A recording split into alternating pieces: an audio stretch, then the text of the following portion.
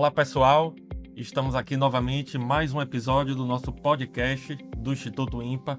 Eu, Carlos Danilo Cruzoé, médico cardiologista. Eu, Adriano Oliveira, infectologista. E hoje contamos com a ilustre presença e participação do nosso querido amigo e professor Osmário Salles, professor da Escola Baiana de Medicina e Saúde Pública e médico do Hospital Aliança. Muito obrigado, doutor Osmário. Obrigado a vocês, Adriano e Danilo. É uma grande honra estar aqui com duas pessoas ilustríssimas e que eu gosto muito, o professor Adriano e o professor Danilo. Duas pessoas que podiam estar aqui no meu lugar falando, em vez de eu estar aqui. Eu lembro, Osmário, aí já descontraindo um pouquinho, eu de vez em quando eu tinha uns casos assim meio estranhos, né? Não sei se você se lembra disso. Uma vez eu tive um paciente com uma febre prolongada. E aí eu investigo aquele cara, investigo, até um dia em que eu peço uma tomografia, que faz parte da investigação da febre prolongada, e a tomografia chama atenção algo de errado na tireoide. Foi um PET scan que você pediu. Aí eu pedi um ultrassom, um PET scan e tal, isso, aquilo. Tireoidite de Kervine. Aí depois eu mandei um paciente HIV positivo para você que usava corticoide no nariz, e esse corticoide fez uma... ele chegou a ter os efeitos colaterais de uma medicação tópica, e aí depois eu arranjei um outro paciente que tinha uma hipomagnesemia, não sei se você se lembra disso, causado por uso de inibidor de bomba de prótons, quando nunca se havia falado sobre isso na medicina. A gente tinha pouquíssimos casos relatados. Aí um belo dia você me liga e fala assim: Adriano, onde é que você arranja esses casos? Bem, eles aparecem, não sou eu. E aí eu tenho que chutar a bola para o craque. Eu mandava para o doutor Osmário, claro, sem dúvida alguma. Osmário, muito obrigado pela sua visita. Nós estamos muito felizes com a sua presença. E hoje a gente vai falar sobre diabetes, síndrome metabólica e esteatose hepática. Vamos lá, Osmário. Vamos começar com a parte mais difícil. Defina síndrome metabólica. E afinal, ela existe mesmo ou é uma soma de doenças? É um tópico extremamente interessante, Danilo. Antigamente a gente falava da doença cardíaca, da doença renal, da doença hepática, da doença ovariana. Hoje é um conjunto. 80% a 90% dessas doenças estão reunidas numa síndrome chamada síndrome hepato-cardio-renal-ovário-metabólica. Inclusive, o novo componente dessa síndrome é o ovário. Nós não falamos mais em ovário policístico, nós falamos hoje na síndrome poliendócrina ovariana metabólica. O coração conversa com o rim conversa com o fígado conversa com o coração, ovário conversa com o rim, com o fígado, com o coração, ou seja, hoje é um conjunto. A síndrome metabólica é uma realidade.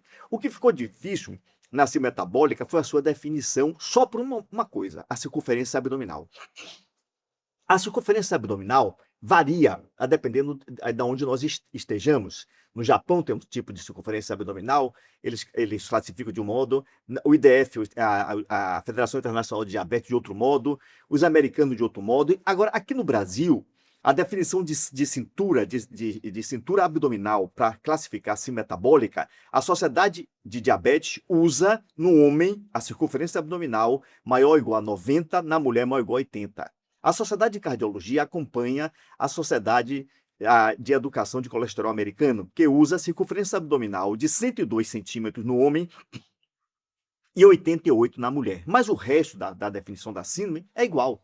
É o chamado quarteto mortal de Kaplan, que seria triglicerídeos maior ou igual a 150, HDL menor do que 50 na mulher e menor do que 40 no homem, glicemia maior ou igual a 100, pressão arterial maior ou igual a 130 por 85. Então, isso é o chamado quarteto mortal de Kaplan, junto com a circunferência abdominal, que a Sociedade de Diabetes Brasileira usa 90 no homem, 80 na mulher, a cardiologia, 102 no homem, 88 na mulher. Se você tiver 3 desses critérios, isso acima dos 16 anos, abaixo dos 16 anos, nós utilizamos muito desvio padrão, eu não vou entrar nesse detalhe, mas acima dos 16 anos, se você tiver 3 critérios, você tem a síndrome metabólica. E por que isso, a síndrome metabólica? A síndrome metabólica é um conjunto de situações graves que vão levar à doença cardiovascular. E essa síndrome envolve hoje rim, coração, fígado, ovário e aumenta muito a chance de doença cardiovascular. E aqui eu aproveito para chamar a atenção porque nós sempre culpamos o gordinho da síndrome metabólica, mas na realidade existe um magro portador da síndrome metabólica, que nós chamamos de paciente LOF ou paciente TOF. O LOF é o Lean Outside, Fat Inside, e o TOF é o Thin Outside, Fat Inside. O que é isso? É o magro por fora e o gordo por dentro.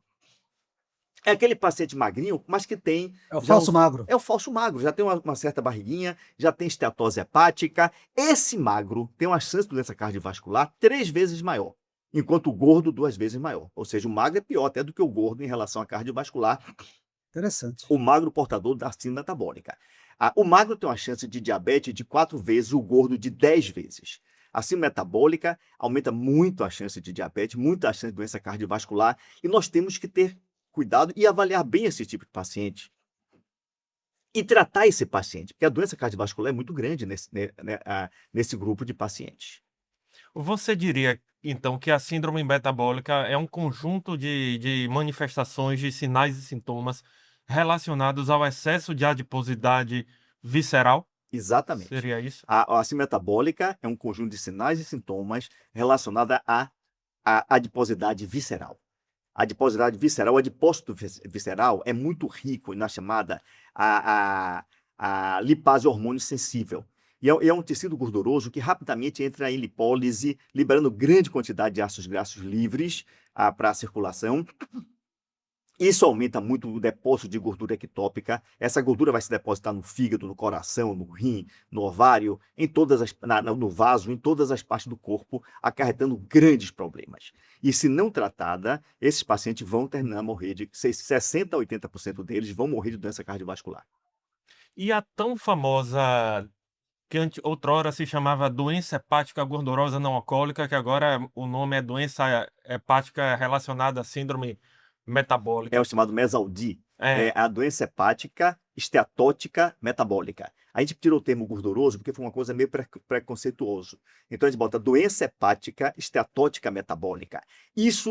Essa pergunta sua é muito importante, porque é uma situação extremamente pouco valorizada pelos médicos. Hoje passou a ser uma situação tão comum, só para dar uma ideia, 30% da população mundial tem esteatose. 30%. Aí aqui na América Latina, 40% e 4% tem esteatose. E a esteatose hepática é um marcador importante da síndrome metabólica, é a causa mais frequente de doença hepática hoje, é a causa mais frequente de paciente em fila para transplante de fígado, é a causa mais frequente, já está ultrapassando a hepatite C em relação a câncer de fígado, e é pouco valorizada pelos médicos e pelos estudantes de medicina. Por quê? Porque é tão comum. E outra coisa, o ultrassom, nós consideramos doença hepática gordurosa quando você tem uma infiltração acima de 5% do fígado por gordura. 5%. Mas até 20% o ultrassom passa a ser pouco sensível. Capta pouco. Vai captar mais quando é acima de 20%. Abaixo de 20% é menos sensível. Mas quando capta, a especificidade é 100%. Quando capta o ultrassom. E ele é um marcador de doença metabólica. A esteatose hepática, nós estamos vendo a gordura visceral. Quem tem esteatose hepática tem a gordura no vaso, tem arteriosclerose, tem gordura no coração, tem no rim, tem no ovário, e isso é grave. E tem que ser encarada como grave. E tem que ser tratada com gravidade, através de exercícios físicos, de alimentação sadia e de drogas. Nós temos uma série de drogas hoje para tratar a esteatose hepática. Osmário, lá atrás, quando ainda se chamava NASH, né, esteatohepatite não alcoólica, a gente aprendeu assim, lá na faculdade, olha, se você tem um paciente com ultrassom mostrando esteatose, mas as transaminases são normais, esqueça, isso não é doença. Doença é quando você tem inflamação do fígado, portanto, existe uma tradução laboratorial.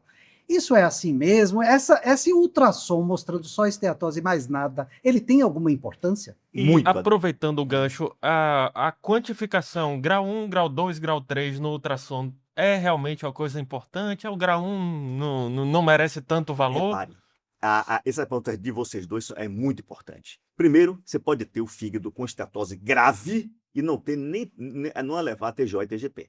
Não levar as enzimas hepáticas e evoluir para fibrose e evoluir para câncer de fígado. E a classificação de grau 1, grau 2, grau 3 tem importância em relação à gravidade, mas não tem importância em relação a prognóstico. Você pode ter uma esteatose grau 1 e já ter fibrose. Já pode ter uma esteatose grau 2, ter fibrose, grau 3, ter fibrose. Então não importa tanto, importa que tenha esteatose. E aí tem que ser encarado. E hoje a gente usa ferramentas para até avaliar se o paciente tem ou não fibrose. Uma das ferramentas é o FIB-4. O que é FIB-4?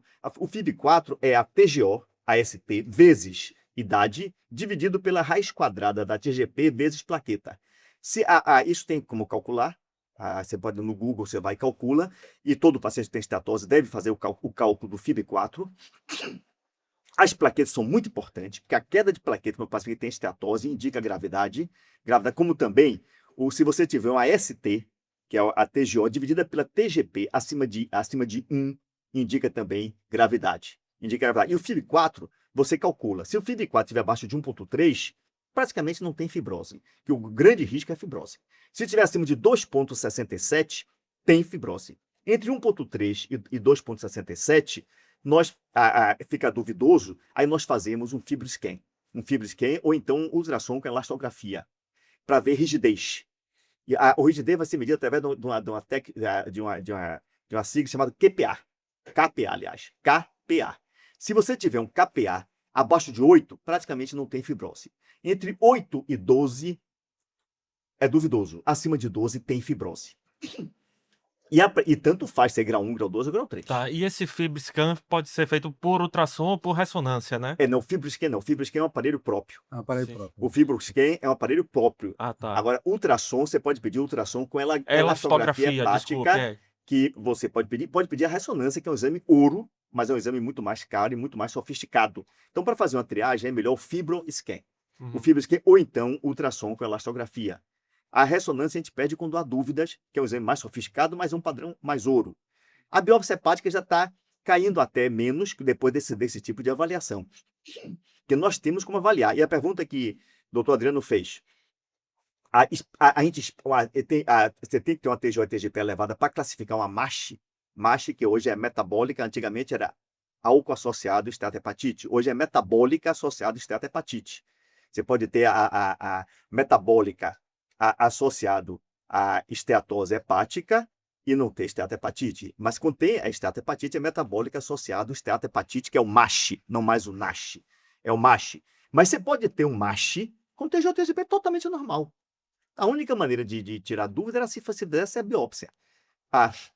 Hoje, com medidas como FIB-4, FIB-4, e que é como eu chamo a atenção, TGO vezes, veja a idade, dividido pela raiz quadrada da TGP vezes plaqueta, você pode já dar uma ideia se tem ou não fibrose. Se tiver abaixo de 1,3, não tem. Acima de 2,67 tem. Entre 1,3 e 2,67, duvidoso. Aí você fala de fazer o FibroScan. O FibroScan é um aparelho específico. Você bota assim, FibroScan, para avaliar rigidez hepática. Se tiver no FibroScan ou na elastografia, que aí você pode fazer com ultrassom ou com a ressonância, tiver um KPA abaixo de 8, praticamente não há fibrose. Acima de 12 há, e entre 8 e 12, duvidoso. Aí você pode juntar uma coisa com a outra e já dá uma ideia boa do paciente. Em geral, eu faço o FIB-4 e peço um FibroScan, ou então, se não tiver o FibroScan, a elastografia com ultrassom. E quando você está diante de um paciente que tem algum grau de etilismo, mas tem outros hábitos de vida não muito saudáveis, come muita gordura, qual é a principal intervenção não farmacológica capaz de reverter? Danilo responde, até fazendo uma outra, essa pergunta só é interessante pelo seguinte fato. Você pode ter o paciente que tem a doença metabólica e bebe. Aí você bebe, se o homem bebe acima de 3 drinks por dia, a mulher acima de 2 drinks por dia, isso já implica em gravidade. Cada drink equivale a 15 gramas de álcool.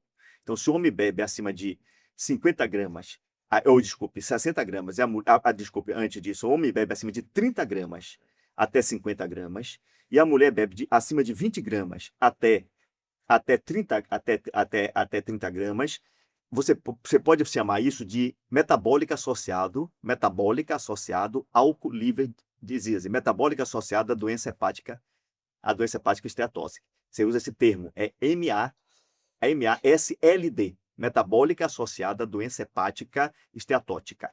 Se o homem bebe acima de 60 gramas, que equivale a mais ou menos 3 a 4 drinks, e a mulher acima de 50 gramas, que equivale a 2, 3 drinks, aí já é álcool liver disease, já é álcool, doença hepática. Já é doença hepática alcoólica. Voltando ao caso, qual foi a sua pergunta? Qual seria a principal intervenção não farmacológica para você conseguir reverter um Ah, paciente que já não desenvolveu? farmacológica é É. você explicar ao paciente que ele está um alto risco de levar o álcool junto com a alteração metabólica. Isso é um altíssimo risco de levar a cirrose, de levar a fibrose. Depois a fibrose normalmente é grau F1, basicamente não tem fibrose, F2 já é algum grau de fibrose, F3 já é uma fibrose mais avançada e F4 já é cirrose. F4 já é cirrose. Então, se explicar ao paciente tem que parar de beber, não farmacológica. Parar de beber é a alimentação sadia e fazer exercício físico. Perda de Exercício, para peso. mim, é perder peso. Perder peso é fundamental. Exercício, para mim, é o maior remédio na medicina e, infelizmente, 14% dos homens fazem bem feito e 10% das mulheres fazem bem feito. A maioria não faz ou diz que faz porque faz fim de semana. O que é pior, pegar aquele corpo que está a semana toda sentado e sábado e domingo vai jogar bola, vai jogar tênis, isso é pior do que não fazer nada. É bom se você tiver exercício de base. Então, exercício físico, alimentação sadia. Adriano chamou a atenção aí, perder peso. E nós temos drogas hoje para tratar esteatose. Drogas que já são label e algumas off-label. Off-label para tratar esteatose. Quais são as drogas? Drogas. Nós temos hoje as glitazonas, que já é usado mesmo no paciente não diabético, na dose de 30 a 45 miligramas, já tem uns trabalhos mostrando agora 15 miligramas. Nós temos as incretinas, que são as drogas de excelência, e a semaglutida já está liberado para tratar a esteatose. A semaglutida. Já está em bula, né? Já está em bula. A tizapatida não está em bula ainda, mas é uma droga de excelência. A tizapatida para tratar a esteatose. Outras drogas que também para tratar a esteatose, que não tem bula ainda, mas nós usamos, são os inibidores do SGLT2, as glifocinas, que é hoje a grande coqueluche no tratamento do diabetes, da doença renal, da doença cardíaca, da insuficiência cardíaca, mesmo nos pacientes não diabéticos, mas já estamos usando para tratar a esteatose. Normalmente eu faço muitas associações, que é o ideal, que se for diabético, mais ainda. Eu faço a associação da glifocina com a incretina e com a glitazona, cobrindo vários mecanismos fisiopatológicos para tratar o diabetes e para tratar a esteatose. A causa mais frequente de esteatose é obesidade e diabetes. Aí diabetes piora muito. Hoje, praticamente 70% dos pacientes diabéticos têm esteatose, têm doença esteatótica hepática. Desses, 30 a 40% desenvolve a esteatohepatite, MASH, e desses, 15 a 25% vão evoluir para fibrose e 5% para câncer de fígado. Então, diabetes é uma das coisas que mais acelera a evolução negativa do paciente que tem esteatose. E nós aproveitamos o diabetes e já fazemos essa associação de drogas que vamos tratar o diabetes e vamos tratar a doença esteatótica hepática. Aproveitando o gancho, o que é diabetes? Diabetes. Essa pergunta sua é pergunta que vale milhões, Adriano. Repare, nós estamos diagnosticando. Diabetes é uma doença que vem se formando desde quando a gente nasce. Se pegar, por exemplo, uma criança que nasce, e diabetes vem avisando que vai aparecer. Uma criança que diabetes tem a base genética importante, mas nós temos uma epigenética. Estamos falando de diabetes 2, né? 2. Nós temos uma epigenética, que é o mais comum. 90% dos diabetes são diabetes 2. 5% 1 e 5% outros tipos.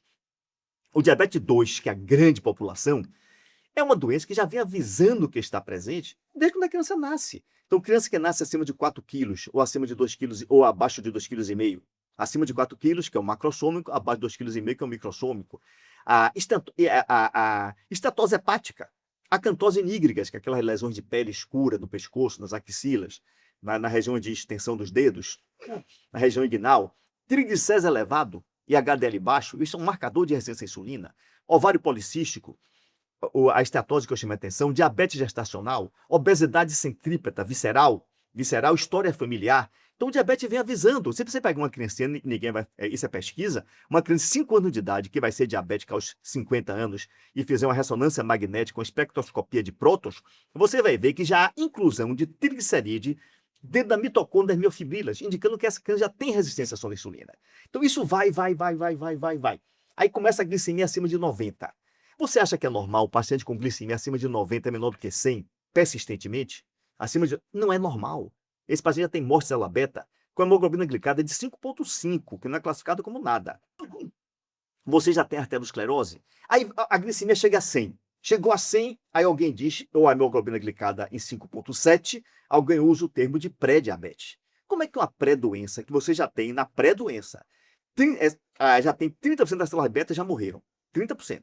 12% já tem neuropatia, 8% já tem retinopatia. Isso é pré-doença? Para mim é uma doença em fase já não é tão inicial, não. Uma doença já instalada. Já instalada. Aí vai a glicemia para 126 para você dizer que é diabetes. Glicemia de 126. Ou hemoglobina glicada acima de 6,5. Uma glicemia acima de 126, praticamente é uma doença em estado inicial ou avançado. Eu diria muito avançado, quando você diagnostica. Porque uma glicemia de 126 já implica que 70% a 80% das células beta já morreram. 20% a 30% já tem complicação microvascular e 100% já tem arteriosclerose.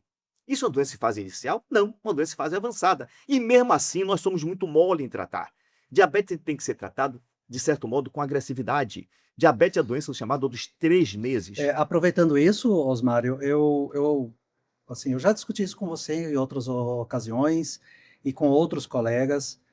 Isso que o pessoal chama de intolerante à glicose, que tem base metabólica ali, a resistência periférica à insulina, aquele cara que tem uma hemoglobina glicada ali em torno de 5,7, 5,6. Que é chamado de pré-diabetes. Pré-diabetes, glicemia girando em torno de 100, 100 e pouquinho. Eu me lembro quando eu era ainda residente, eu li um artigo que saiu no Lancet, depois foi reproduzido milhões de vezes, outros artigos, e o mesmo raciocínio bate ali para AVC, que o paciente com diabetes franco, né, aquele acima de 126, segundo esse artigo, ele tinha 3 vezes mais chance de ter um infarto ao longo da vida, em relação àquele indivíduo que supostamente não tinha problema nenhum com a glicemia. E a pergunta do trabalho era, e o intolerante à glicose? Né, ele fica em que nível? Nesse trabalhinho específico, ele ficava em 2,3, ou seja, ele estava mais próximo do diabético do que do indivíduo supostamente normal, né? E aí isso parece que se reproduz também no AVC. E aí a gente ficava na pergunta, né? Assim, e aí, o que a gente vai fazer com esse paciente? Porque, em teoria, esse paciente não é para ser tratado como diabético. Por outro lado, ele evidentemente ele não é normal, né? Qual é a terapêutica? Os trabalhos científicos e as guidelines já definiram o que fazer com esse paciente, porque, via de regra, tem colegas que falam, não, esse paciente a gente conduz com dieta. Outros já são um pouco mais agressivos, eu concordo com esses. Já tem que entrar ali com a metformina, alguma coisa que melhore esses níveis glicêmicos. O que você pensa a respeito disso? Eu penso, Adriano, eu sou do grupo que eu acho que não existe pré-doença. Eu trato, o pré-diabetes para mim já é diabético. Eu trato como diabetes. Como diabetes. E outra coisa, logicamente, dieta, exercício, como base de tudo. A alimentação sadia e exercício Mas me responda a pergunta, quem é que muda hábito? O problema é esse. A obesidade é uma doença invencível. Porque simplesmente só 10% das pessoas mudam hábito. 90% não muda hábito. Passam a vida toda no oba-oba. Emagrece, engorda, emagrece, engorda. A pessoa tem que aprender a mudar hábito. Exercício e alimentação sadia é a base do tratamento de qualquer doença. Mas, porém, eu já trato o chamado pré-diabetes, que para mim é um diabetes em fase inicial. Eu sou desse lado, desse grupo. Eu já trato como diabetes. E eu não trato diabetes com uma droga só. Esse papo de seguir guidelines que trata falência, isso já não existe mais. A maioria dos guidelines... A maioria, se você vê, de guideline é para aquele médico que não tem experiência, um clínico, para ter algum segmento. Mas guideline que trata falência, começar a tratar diabetes com metformina. Aí daqui a algum tempo falha a metformina. Nós estamos diante de uma inércia clínica imensa. Imensa. Aí a pessoa entra com outra droga, vai tratando, eu já começo a tratar com 2 a 3 drogas, cobrindo mecanismos fisiopatológicos. Existem, hoje, são 9 mecanismos fisiopatológicos mais importantes do diabético, o mecanismo de Defronso. Com a associação de 2 drogas, nós podemos cobrir praticamente 7 dos 9 mecanismos. Eram 8 mecanismos. O Defronto lançou um agora atual, que é o excesso de cortisol nesses pacientes.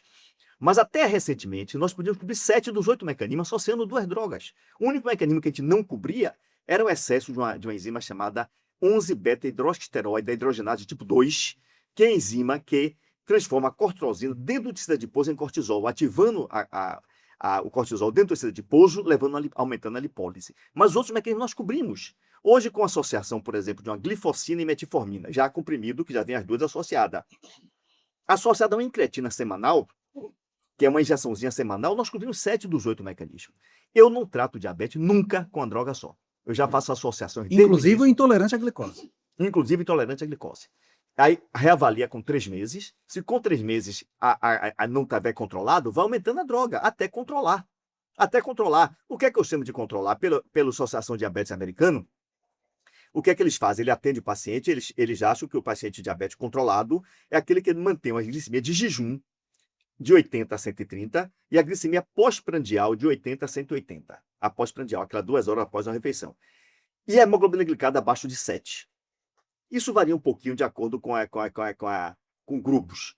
Mas eu diria assim, o ideal para o paciente é manter uma glicemia de jejum de 80 a 130, concordo, porque abaixo de 100 a glicemia de jejum, ela vai levar muito a hipoglicemia, que é pior.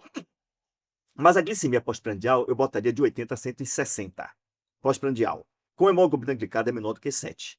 E isso a gente vai avaliando o paciente e vai intensificando o tratamento. Não justifica ficar o paciente tomando uma droga só, com hemoglobina glicada acima de 8 durante 3 anos, como a gente vê aí, ou hemoglobina glicada acima de 7 durante 8 anos, e sem ninguém intensificar o tratamento. As pessoas parecem que têm medo de intensificar o tratamento. Diabetes tem que ser atacada. Nós não estamos falando de uma doença. Diabetes não é uma doença. Diabetes é a doença. Diabetes é a doença mais importante do mundo. Não é por causa do número, não. Que hipertensão ultrapassa muito o diabetes. Hoje nós temos 1 bilhão e 400 milhões de pessoas com hipertensão, 550 milhões com diabetes no mundo. Insuficiência renal crônica, 850 milhões de pessoas. Mas o diabetes não é em número, mas em complicações. Morbidade, né? Mais Morbidade. importante. Nós estamos falando... Desculpe te interromper, mas só para as pessoas entenderem um pouquinho. No consultório, a impressão que eu tenho é que é negligenciado, inclusive pelos profissionais de saúde. O paciente que é diabético, ele não tem noção do que ele tem. Quando chega no meu consultório o paciente já pré-diagnosticado, ou que eu diagnostico não, eu acabo falando para ele, mas quando ele chega pré-diagnosticado, o cara já infartou, o cara já está ali com a creatinina um pouco mais altinha, ele já tem as evidências de um comprometimento multissistêmico, e eu falo para ele do diabetes, não, parece que está falando de uma unha encravada, sabe? E aí é verdade, o pior é que é verdade. Aí eu chego para ele e falo assim, olha, se eu te disser que você tem HIV, quando você sair do consultório você vai pensar assim, eu vou morrer. Se eu te disser que você tem diabetes, você vai sair do consultório preocupado se você pode comer ou não açúcar. Então, exatamente. Existe um equívoco aí de dimensionamento do problema. HIV hoje... O HIV é um paciente enfadonho, aquele paciente que está com carga viral indetectável, usando a medicação, ele não é um paciente que complica mais, sabe? Nós infectologistas viramos os clínicos gerais dos pacientes HIV positivos. O paciente com diabetes, pense numa doença que maltrata o paciente, mas maltrata com gosto, com vontade.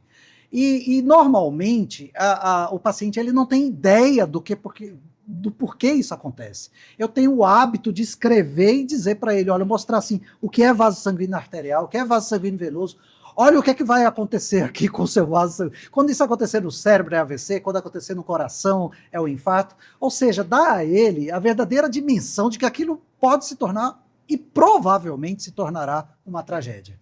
Eu acho que nós médicos, nós profissionais de saúde, precisamos acordar para orientar adequadamente esse paciente.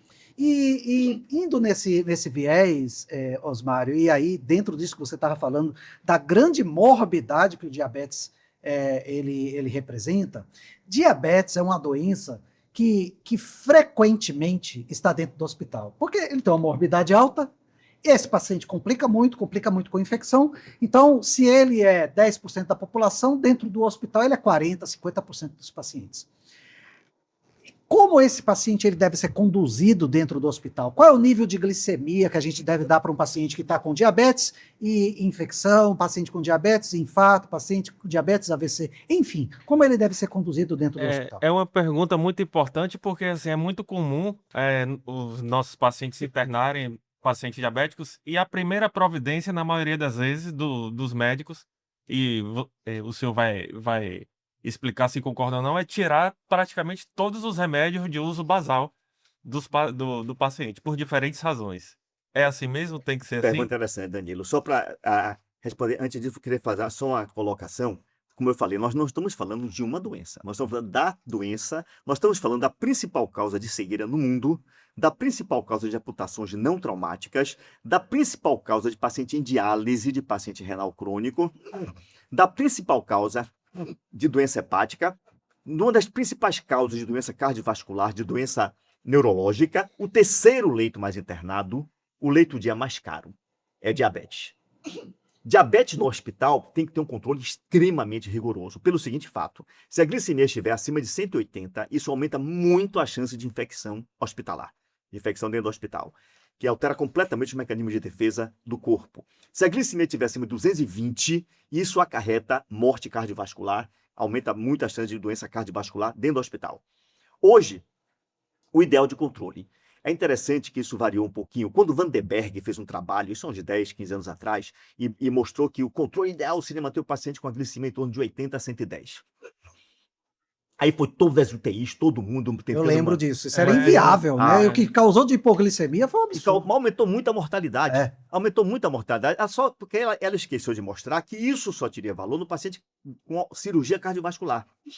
Hoje, se nós, vamos dizer, não tivermos uma equipe dentro do hospital para controlar, manter a glicemia em torno de 140 a 180 dentro do hospital. A glicemia em torno de 140 a 180 é suficiente para manter o paciente bem dentro do hospital. Se tiver uma equipe muito boa de endocrinologia, nós podemos tentar manter a glicemia de 100 a 140 dentro do hospital, mas manter de 140 a 180 é suficiente para dentro do hospital. E outra coisa, as medicações para diabetes, hoje, nós não precisamos manter a insulina basal, a insulina de resgate nós mantemos, não parar a glifosina, manter a glifosina dentro do hospital. Isso aumenta muito a sobrevida. As glipitinas também mantêm dentro do hospital. A metformina a gente tira um pouquinho, porque às vezes o paciente precisa fazer estudo contrastado, pode aumentar a chance de acidose lática, mas manter o controle rigoroso do paciente. Nós estamos perdendo a guerra, respondendo uma pergunta que a Adriano fez. Os pacientes encaram a coisa muito leve. Encaram leve. Sabe por quê, Adriano? Nós estamos perdendo a guerra total, não é para diabetes, não. Para doença crônica. Todas. Não pense que você está controlando a hipertensão, que não está. Não está controlando o diabetes, nada. Diabetes, a chance de um paciente diabético 2 ter algum controle bom é 27%. Hoje no mundo. A diabetes tipo 1, 10%. Se você pegar o diabetes tipo 2, que já tem colesterol, que normalmente o diabetes tipo 2 é uma doença metabólica sempre, que já vem associado com hipertensão, com dislipidemia, que é chamada dislipidemia heterogênica, triglicéridos elevados, HDL baixo, a chance de você controlar a dislipidemia, a hipertensão e o diabetes ao mesmo tempo, 7%. Controlar a hipertensão, vocês cardiologistas, 30%. Por que nós estamos perdendo a guerra para a doença crônica? Porque não dói, simplesmente. Quando dói é tarde. Mas então nós temos que explicar, você falou bem aí, ao paciente isso, que a doença crônica, quando dói, a dor já é uma manifestação tardia. Dói é tarde, já tem as complicações. E diabetes, como eu chamei a atenção, é a primeira causa de cegueira, de amputações, de doença renal, de doença hepática. Não é uma brincadeira, diabetes é uma doença séria. E por não doer, a gente passa pela cabeça. Tá com glicemia de 200, aí o paciente dá risada. E a preocupação é exatamente essa. Você falou uma coisa que eu achei interessante, mas não tem preocupação em ficar cego, em perder rim, em perder fígado, em ter problema cardíaco sério. Tem preocupação, eu posso comer açúcar, doutor, quando é que eu posso comer? Hoje mesmo eu entendi. Ele fica chateado, não é porque tem uma doença que causa tanto problema. Ele fica chateado porque não pode comer açúcar. Não pode comer açúcar. Olha, eu digo mais, Talvez pessoal. você consiga sensibilizar se disser ele assim, o indivíduo do sexo masculino, né? Se disser ele assim, olha, você pode ficar impotente. Talvez. Aí ele fica preocupado. Fica preocupado. E realmente diabetes é uma causa importante de impotência. É uma causa importantíssima. Só que eu quero, aproveitando também, chamar a atenção de uma coisa. Existem duas situações de não aliança. 50% dos brasileiros que têm diabetes têm e não sabem que têm. No Aliança, nós implantamos a glicemia, e hoje está sendo feito como sinal vital. Como você tira a pressão, o pulso, para fazer glicemia. Depois que nós implantamos isso lá no Hospital Aliança, o Hospital Aliança que atende paciente particular e de convênio, 30% das pessoas que tinham diabetes, tinham e não sabiam que tinham. Descobria porque fazia glicemia. Já chegava paciente lá com doença renal grave, com problema de vista grave, e não sabia que tinha diabetes. Duas situações aí se impõem que eu quero chamar a atenção. É a hiperglicemia do diabético e a hiperglicemia do estresse. São situações diferentes. Aquele paciente diabético que tem uma doença aguda e que vai para a emergência e que tem uma hiperglicemia, ou seja, isso é qualquer doença grave, eleva a glicemia. E aquele paciente que não tem diabetes e chega no hospital com hiperglicemia, mas não tem diabetes. Então você tem que separar. É a hiperglicemia do diabético, que descompensou, ou é uma hiperglicemia de estresse. Doenças graves, agudas, podem levar a glicemia pela mobilização de todos esses hormônios antagonistas de insulina.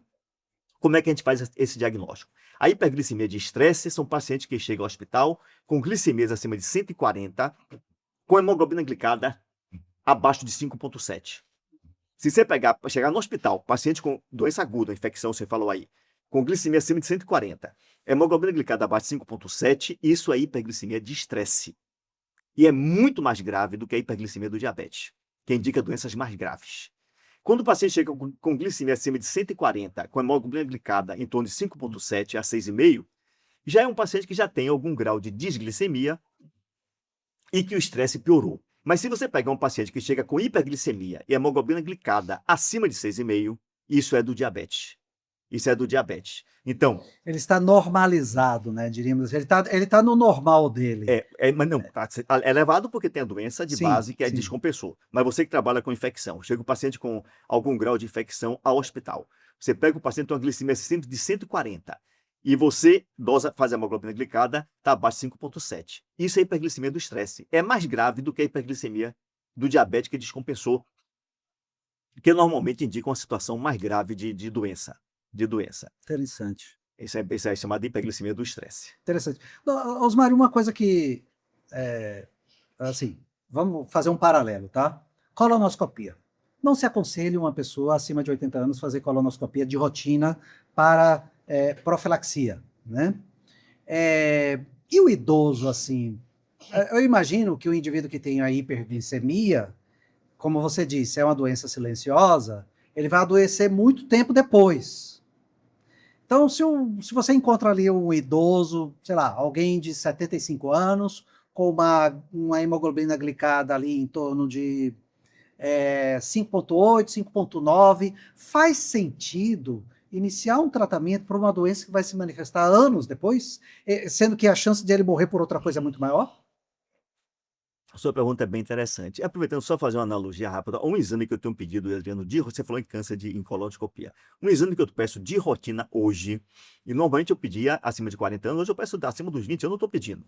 É o sangue oculto nas fezes com anticorpos monoclonais. Sim. Não é o sangue oculto nas fezes puro, porque aí vai dosar Isso ferro. não existe mais, né? Eu acho que existe o monoclonal, né? Monoclonal. Mas existe sim, alguns laboratórios fazem. Você pedir sangue oculto nas fezes, faz ferro, e aí qualquer coisa dá positivo. Uhum. Mas com anticorpo monoclonal indica sangue humano. Isso já salvei várias vidas. Várias vidas, porque dá positivo, a gente vai investigar. Você chamou a atenção também que no paciente acima de 80 anos deve evitar a colonoscopia? Deve, porque a chance de perfuração é maior. Normalmente, quando o paciente acima de 80 anos tem um sangue oculto nas fezes positivo, um CA muito elevado, eu não peço colonoscopia, eu peço a retossigmoidoscopia, Sim. que é um exame menos invasivo. Sim. 90% dos cânceres de intestino, 90% estão em reto sigmoide. 90%. Então, peço a retossigmoidoscopia, que é um exame menos invasivo, não é igual a colonoscopia. A retossigmoidoscopia. Mas voltando ao caso, essa pergunta sua é bem interessante. O nível de hemoglobina glicada e de glicemia varia. Até 75 anos, uma hemoglobina glicada, o ideal é manter, no diabético, mantê-la abaixo de 7%. Até os 80 anos, 7,5%. Dos 80 a 85, 8%. Acima de 85, 8,5%. 8,5%. Então, um paciente chega para mim, 75 anos, acima dos 70 anos, vamos dizer assim, com hemoglobina glicada de 5,7, 5,8, que teoricamente nós classificamos como pré-diabetes, qual seria a minha conduta? Eu diria hábitos de vida sadio. Hábito de vida sadio. E se a glicemia está realmente acima de 100, menor do que 126, aliás, todo paciente que tem a glicemia maior ou igual a 100, menor do que 126, faça um teste de tolerância à glicose, para ver se não é diabetes mesmo. Como todo paciente paciente que tem glicemias, chega para você, acima de 100, menor do que 126, eu já chamo de... Mesmo com hemoglobina glicada normal? Com a hemoglobina glicada acima de 5,7. Porque algumas vezes eu encontro um paciente assim, 103, 104, aí você vê a hemoglobina glicada de 5,5. Tem alguma importância isso? Tem. Repare, se for abaixo dos 70 anos, eu sempre peço um teste de tolerância à glicose. Por que o teste de tolerância à glicose? Para ver se não é diabetes mesmo. O teste de tolerância à glicose, antigamente nós fazíamos, tirava sangue, dava 75 gramas de glicose, e hoje faríamos a glicemia 0, 60, 120 minutos. E dizíamos que o paciente era diabético quando a glicemia aos 120 minutos estaria maior ou igual a 200, e o pré-diabetes maior ou igual a 140, menor do que 200. Hoje esse teste simplificou mais. Basta fazer 0,60. Não precisa mais fazer 120. 0,60 minutos. Nós dizemos que o paciente é diabético quando a glicemia aos 60 minutos está maior ou igual a 209. E pré-diabetes maior ou igual a 155 até 209. O pré-diabetes. Então vale a pena fazer, porque eu tenho descoberto muito caso. Por exemplo, esse exemplo que você falou aí. Paciente acima de 75 anos, não, mas paciente abaixo de 70 anos, glicemia de 100, 104, 103, aí você faz o teste, dá diabetes. Dá diabetes. Mesmo com hemoglobina glicada normal. Mesmo normal. Dá diabetes. Então é bom fazer sempre, errar por excesso do que por falta. Fazer. Se o paciente tiver uma hemoglobina glicada acima de 5,7, aí não tenho dúvida de fazer o teste. Apesar de que eu faço menos o teste, porque eu já trato um paciente que chega para mim abaixo de 75 anos, com glicemia maior ou igual a 100 e a hemoglobina glicada maior ou igual a 5,7, eu já trato como diabético. A droga, alimentação sadia, exercícios e passo já remédio para manter essa glicemia mais baixa, para evitar realmente que... Porque o pré-diabético, em geral, vai evoluir para diabetes. Alguns permanecem pré-diabetes a vida toda. O que não deixa de ser uma doença importante. Mas não deixa de ser uma doença. Esses critérios, professor Osmário, será que precisam ser revisitados? Esses critérios diagnósticos, glicada 6,5, jejum total, 126... Danilo, total. Como é que chama a atenção de você, Danilo? Com a glicada acima de 6,5 e uma glicemia acima de 126, 100% dos pacientes já tem arteriosclerose, já tem doença macrovascular, 20 a 30% já tem doença microvascular, 70 a 80% da célula beta já morreram. Esse critério tem que ser revisado. E vão ser com certeza. Eu me lembro quando, na época, eu era... Era 140. Eu lembro mesmo. Eu era do grupo que sempre falava, em qualquer congresso que ia, que eu trato o paciente com hemoglobina glicada acima de 5,7 ou glicemia acima de 100, eu trato. Aí com medicamento. Aí me lembro que aí alguns médicos levantavam, você quer medicamentalizar a medicina, você quer fazer... Mas hoje em dia, a grande maioria dos médicos trata. A grande maioria trata. E outra coisa, aproveitando também esse podcast, que diabetes é uma doença evitável. Isso que o governo deve bater na televisão, na rádio. Diabetes tipo 2 é evitável. Você pode evitar uma doença grave, uma doença caríssima para a nação. Você pode evitar de que maneira? Se você tem chance de ser diabético, história familiar, o pai ou a mãe, a obesidade centrípeta, aqueles dados que eu falei, uma triglicéride alta com HDL baixo, estetose hepática, diabetes gestacional, ovário policístico. Se você faz meia hora de exercício por dia, meia hora, diminui a chance de diabetes em 56%. Meia hora, em 56%. Aproveitando, evitar alimentos processados e ultraprocessados. Cada vez mais nós descascamos menos e desembrulhamos mais. A alimentação brasileira hoje, 85% é de alimento processado e ultraprocessado. A americana é 90%. Evitar gordura e açúcar. Aproveitar a gordura, açúcar, doce. Existe uma frase que eu sempre digo a meus pacientes: não ter e não ver. Não ter, não cumpre. Não vê, deixa a comida na cozinha, faz seu prato na cozinha, traz para a mesa, come aquele prato, escova o dente. 5 alimentos são importantes para a saúde: frutas, verduras, sementes, raízes e proteínas magras. E 5 alimentos não vale nada. Alguém me diga para que vale gordura, açúcar, arroz, macarrão e pão. Para engordar e para aumentar açúcar. Você pode fazer uma alimentação sadia, lógico, eu como arroz, macarrão e pão, como. Em casa eu evito mais, como mais fora de casa. Então é melhor essas pessoas que têm tendência a ser diabéticas, você pode evitar o diabetes. Deixar para comer açúcar, gordura, aniversário, festas, do que depois entrar em diabetes, tem que deixar mesmo. Lá, há muitos anos, saíram alguns trabalhos falando do uso do ácido acessílico salicílico em dose baixa em pacientes com diabetes. Isso tem alguma importância? Você acha que isso deve ser mantido? Qual é o paciente que merece que essa conduta seja colocada? Essa é interessante, a sua pergunta. O uso indiscriminado do ácido salicílico causou mais problema até do que benefício. Mais problema, hemorragia digestiva, entre outras. Hoje, em diabetes, a indicação é prevenção secundária. É o paciente diabético que já primária não, de jeito nenhum. Primária nos pacientes de alto risco. De alto risco. Primária naquele paciente diabético que tem dislipidemia, que já tem arteriosclerose demonstrada, que já tem dislipidemia, arteriosclerose, hipertensão. Então, aquele paciente de alto risco, primária. E secundária sempre. Mas no paciente diabético de mais baixo risco ou intermediário, aquele paciente diabético que não tem dislipidemia, que não tem arteriosclerose, que não tem, apesar de que a arteriosclerose 100% dos pacientes diabéticos têm. Arteriosclerose clínica, que eu digo. Sim. Que 100% dos pacientes com hemoglobina glicada de 5,7 já tem arteriosclerose. Com hemoglobina glicada de 5,5, que não é nem nada, já tem arteriosclerose. Mas o paciente que tem arteriosclerose clinicamente demonstrável, a angina, a doença vascular periférica já clinicamente, claudicação intermitente, paciente que tem hipertensão, dislipêmico, diabético, de alto risco, mesmo que não tenha tido infarto, a gente faz aspirina.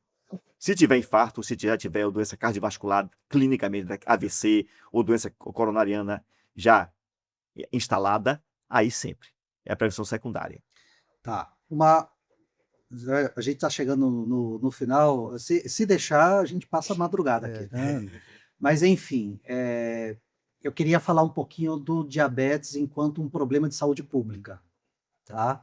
Eu queria saber, particularmente Brasil, SUS, você é um cara que trabalha com pacientes no SUS no hospital, como é que está sendo feito? Existe alguma política pública nesse sentido? O que é que o Brasil tem feito em termos de políticas no SUS para dar conta do paciente diabetes? Essa pergunta é importante. Hoje nós temos aqui, que foi fundado pela professora Reine Chaves Fonseca, o CEDEBA. O CEDEBA é o Centro de Diabetes e Endocrinologia. É considerado entre os 11 melhores do mundo. Reine já foi para a China, para os Estados Unidos, para vários países europeus, para apresentar esse centro. Pena que é pequeno para a grande população de diabéticos que nós temos aí. O diabético, em geral, ainda está muito abandonado. E, infelizmente, hoje, por sorte, aliás, eu diria, o governo já está liberando alguns remédios, mas normalmente as glifocinas, que para mim é o top line de tratamento do diabetes, as glifocinas que nós temos hoje, a dapaglifosina, a empaglifosina, a canaglifosina, o governo já libera a dapaglifosina. A dapaglifosina já é liberada pelo governo. Para maiores de 65, acima de né? 65 anos. Devia liberar para todo mundo. A metformina também é dado de graça. A sulfanilureia glicazida, que é a sulfanilureia que a gente usa, ainda tem algumas dificuldades na liberação. Libera de 30 miligramas. Mas mesmo assim ainda está muito deficitário, rapaz. O diabético ainda está muito abandonado, porque pela multidão que é de pacientes. E é isso que eu digo, o governo devia fazer programas como esse que ele está fazendo aqui agora. Os médicos iam de graça fazer esse programa como está sendo feito agora, para evitar o diabetes. Meia hora de exercício físico por dia, evitar a obesidade, 90% do diabetes tipo 2. Quem desencadeia a obesidade? Obesidade é a maior doença de saúde pública hoje. As duas maiores epidemias de doença hoje são a obesidade e a depressão. E a obesidade é uma doença importantíssima e que os médicos não dão diagnóstico. Eu vejo muito isso no hospital que eu dou aula. Os residentes viram assim, tem diabetes, tem hipertensão, mas ninguém usa a palavra obesidade. A obesidade é responsável hoje, diretamente, por 50% das mortes. A obesidade é responsável por 231 doenças e 90% dos diabéticos, tipo 2. Os diabéticos, 90% dos diabetes são tipo 2. E 90% do tipo 2 quem desencadeia a obesidade. Então, se você lutasse contra a obesidade, uma alimentação mais sadia, fazer meia hora de exercício por dia e detectar o diabetes na fase muito precoce, você podia evitar essa grande doença, essas grandes complicações. Então, bater isso na televisão. O povo deve estimular o povo a fazer exercício físico. Quanto é que custa andar meia hora? Não tenho tempo. Exercício não é para ter tempo, não é para gostar, é para fazer.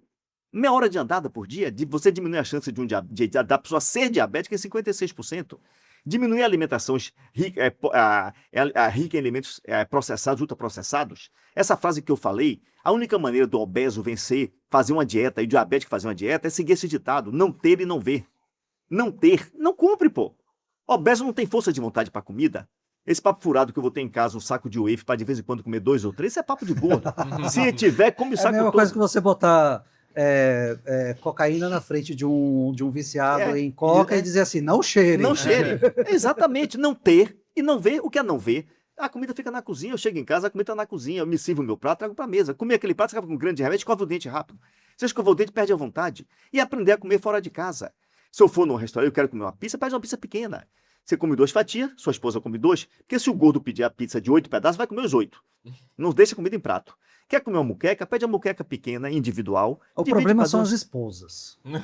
Minha esposa é sua paciente E aí ela fala assim, eu sou magrinha. Aí ela compra o chocolate e quer que um viciado como eu não coma. Não. É complicado, rapaz. Exatamente. Não ter, vai comer. Então, por exemplo, você quer comer um chocolate, diga para ela, compre um e coma um.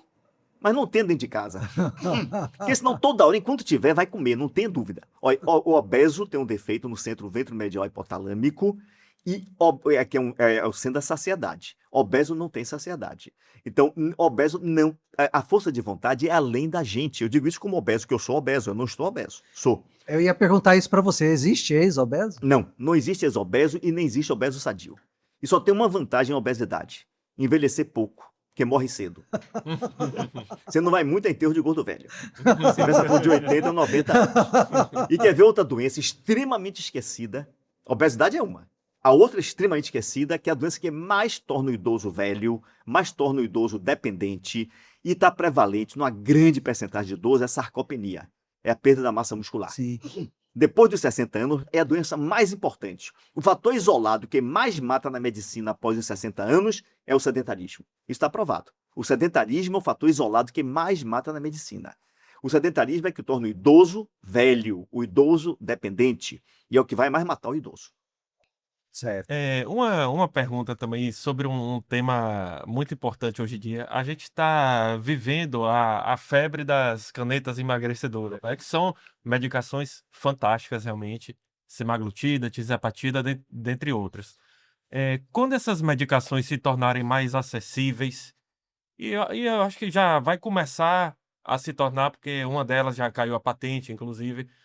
Será que a gente vai ter uma diminuição substancial na prevalência de obesidade e também na prevalência de diabetes? Danilo, vão ser lançados agora mais de 15 remédios.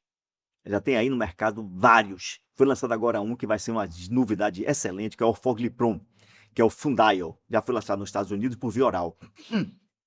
É uma droga não peptídea que você pode tomar a qualquer horário do dia. Essa pontuação é importante. Olha, pela primeira vez, antes do advento dessas medicações, a população jovem americana ia ter uma sobrevida muito menor do que a dos pais. Isso não acontece, sempre a sobrevida era maior. Por causa de obesidade. A obesidade mata. E estava diminuindo muito a sobrevida da população principalmente americana. E pela primeira vez, isso está começando a ser vencido por essas medicações. Nos Estados Unidos, Trump fez uma coisa bem interessante. Tirou os impostos dessas medicações. Então caiu muito o preço dessas medicações. Agora, o que chama atenção é o abuso do uso das canetas. Teoricamente, o obeso, e nos Estados Unidos até isso é preconizado, deve usar essa medicação a vida toda. Não é tomar essa medicação 2, 3 meses, perder 4, 5 quilos, não mudar a cabeça, não mudar hábito e para. Bota tudo de novo. Adriano chamou atenção ali, não existe ex-obeso. Eu tenho um pai, cirurgia bariátrica, que é uma coisa agressiva. As pessoas não mudam a cabeça. Faz a cirurgia, depois de 5 anos está todo mundo voltando a engordar. Spa, eu tenho um paciente que perdeu 100 quilos no spa. Ficar 6 meses no spa, gastou uma fortuna. Com 3 meses voltou a ganhar tudo de volta. A pessoa tem que mudar a cabeça. E qual é a chance de mudar a cabeça? 10%. Cirurgia cerebral. 10%, cirurgia cerebral. Só 10%. É por isso que a obesidade é uma doença invencível. 90% dos obesos passam a vida toda no oba-oba. Aí usa medicação, beleza, não muda a cabeça. Não ter e não ver. Enche a geladeira de frutas e verduras. Não compra para casa, porque o obeso não tem força de vontade para comida. Pode ter para o diabo que seja, para comida não tem. Então, aprender a comer, aprender a fazer, não é deixar de comer. Aprender a comer. Então, em casa, eu sempre digo aos pacientes, façam uma alimentação à base de frutas, verduras, raízes, sementes e carnes magras. Evite gordura, açúcar, arroz, macarrão e pão. Fora de casa, aprender a liberar. Esse é o segredo. Essas dietas engessadas não dá certo, pô. Ninguém faz durante muito tempo. Depois de 2 anos, a chance de um obeso permanecer bem 10%. O inimigo do tratamento não farmacológico da obesidade é a monotonia dietética, né? Aquele cara que vou fazer a dieta do chá, não sei das quantas, só bebe água, só bebe chá. Não adianta nada, não vai funcionar. Não adianta nada. A pessoa tem que comer o que gosta, menos.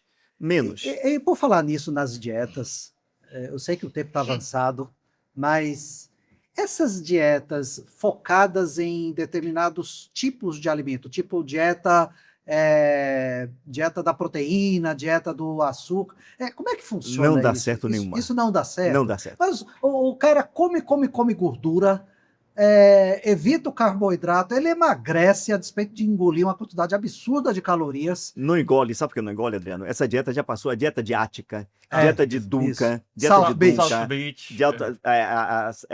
a South Beach ainda vai, mas a dieta de Duncan, a dieta de Ática, a dieta base de gordura e proteína. Primeiro, isso causa um enjoo desgraçado, a pessoa acaba comendo menos. Come menos porque causa enjoo. Se a pessoa comer a caloria em excesso, vai engordar de qualquer jeito. Na realidade, aproveitando essa dica sua, a principal causa da epidemia de obesidade imensa foi depois da década de 70 para cá. Teve a ver, não foi com alimentação, não, foi com sedentarismo. Sedentarismo, falta de exercício. Depois que a pessoa engorda, o exercício já não serve para perder peso. Não serve mais. O exercício troca peso, mas não serve para perder. Mas ninguém consegue manter peso se não fizer exercício. Mas já não serve para perder. O que serve para perder é fechar a boca. Então, dieta de moda não dá certo. E a dieta de gordura e proteína, a pessoa come menos caloria na realidade. No início come mais, mas depois come menos, porque causa um enjoo danado. Causa enjoo, causa alguns mal-estar e a pessoa começa a comer menos. Dieta à base de... a dieta, sei lá, dietas monótonas, como você chamou a atenção, não dá certo. A pessoa tem que fazer. A única dieta que dá certo é a pessoa conseguir fazer hoje o que possa manter. Se fizer uma coisa que não possa manter, depois que para, volta a estaca zero. Tudo volta a estaca zero. Não existe obeso.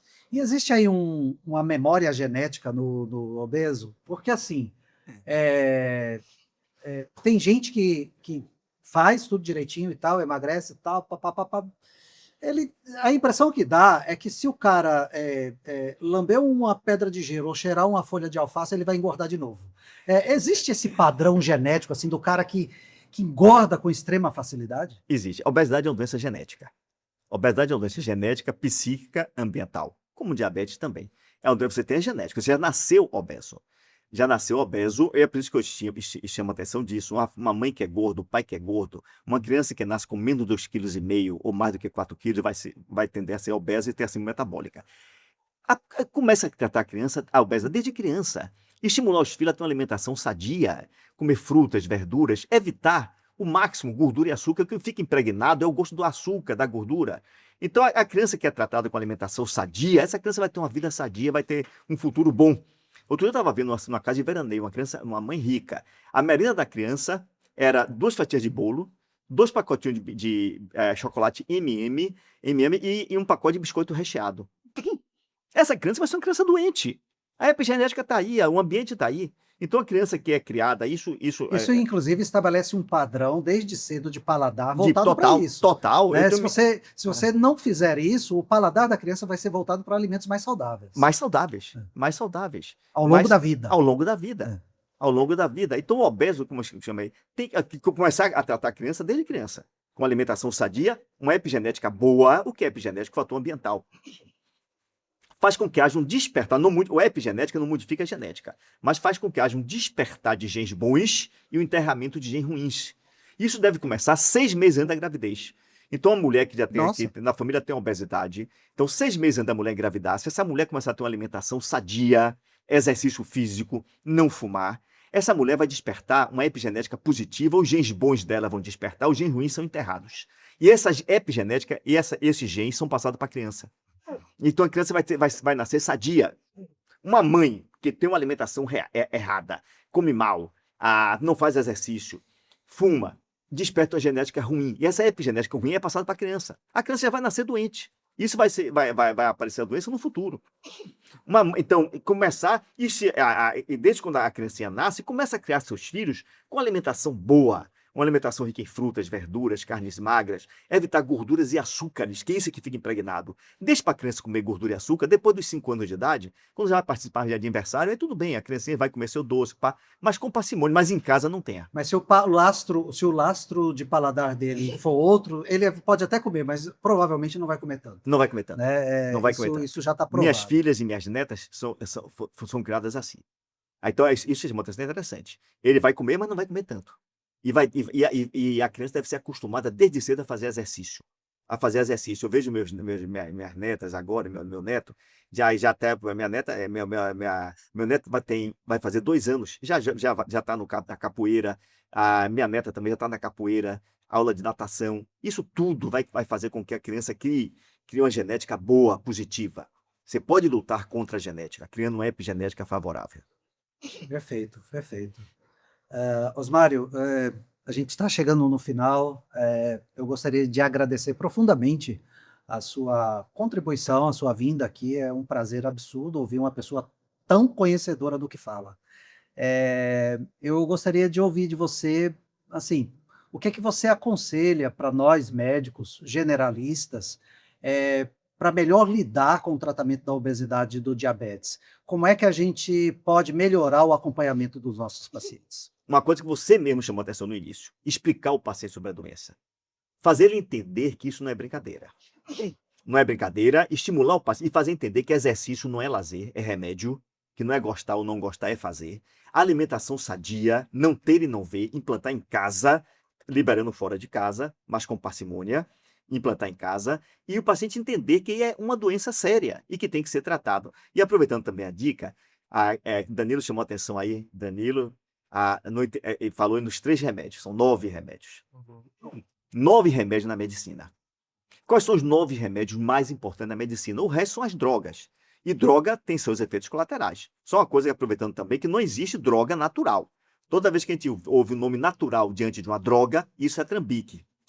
Até vitamina faz mal, se for em excesso. Então, os remédios são, mesmo esses remédios naturais, em excesso também fazem mal. Quais são eles? Não fumar e beber pouco, exercício físico, alimentação sadia, amor e carinho que está dentro da gente, exercício mental, dormir bem, não parar de trabalhar. Trabalhar, que eu digo, é estimular o cérebro sempre. Ter amigos, dar risada e aprender a chorar.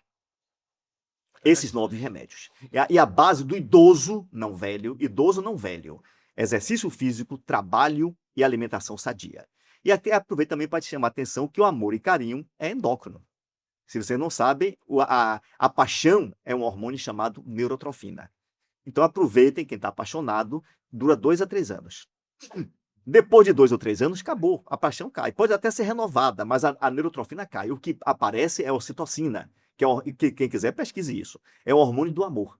O amor, o que é? Compreensão, carinho, amizade. Então você está lá com sua ocitocina espetacular, e aí pinta uma neurotrofina deliciosa. Aí a pessoa larga a ocitocina e vai para a neurotrofina. Depois de 2 ou 3 anos, vira a mesma coisa. Então, tem colegas nossos que já casaram 7 vezes, 8, tá lá. Então, neurotrofina é o hormônio da paixão, dura 2 ou 3 anos. Ocitocina é do amor, que é o que permanece. Perfeito. Muito obrigado, Muito professor. obrigado, professor. Muito obrigado. E assim a gente termina o nosso podcast de hoje. Aguardem, nós teremos novos episódios, sempre com temas interessantes, voltado para a comunidade de profissionais de saúde, mas sempre também voltado para a população em geral. Obrigado pela atenção de vocês e nos acompanhem sempre. Obrigado a vocês. Obrigado, muito obrigado. E foi uma honra para mim estar aqui com 2 sumidades. Danilo e Adriano.